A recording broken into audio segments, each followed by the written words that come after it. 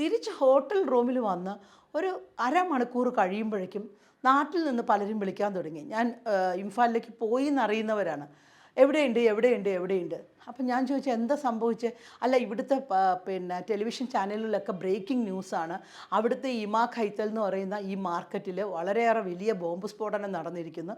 ഒരുപാട് പേർക്ക് അപകടമോ മരണമോ ഒക്കെ സംഭവിച്ചിട്ടുണ്ട്. അവിടെ എങ്ങാനും പോയോ എന്നറിയാനാണ് വിളിച്ചതെന്ന്. ഞാൻ സത്യത്തിൽ ഞെട്ടിപ്പോയി. എന്നുവെച്ചാൽ എന്തുകൊണ്ടാണ് അവിടെ വെച്ച് അതിനടുത്തെത്തിയപ്പോഴേക്കും ഈ തിരിച്ചു വരാൻ എനിക്ക് തോന്നിയത് എന്നുള്ള ഒരു അത്ഭുതം എൻ്റെ മനസ്സിൽ എന്തുകൊണ്ട് അങ്ങനെ വന്നു എന്നുള്ളത് എനിക്ക് മനസ്സിലായില്ല. ആരാണ് എന്നോട് പറഞ്ഞത് തിരിച്ചു പോകാമെന്നും എനിക്ക് മനസ്സിലായില്ല. പക്ഷേ എങ്ങനെയോ ആ അപകടത്തിൽ നിന്ന് രക്ഷപ്പെട്ട് മനസ്സ് പറഞ്ഞതുകൊണ്ടോ അല്ലെങ്കിൽ എന്തോ ഈ ഗട്ട് ഫീലിങ്ങോ ഇൻറ്റ്യൂഷനോ എന്താണെന്നൊന്നും എനിക്ക് അറിഞ്ഞൂടാ.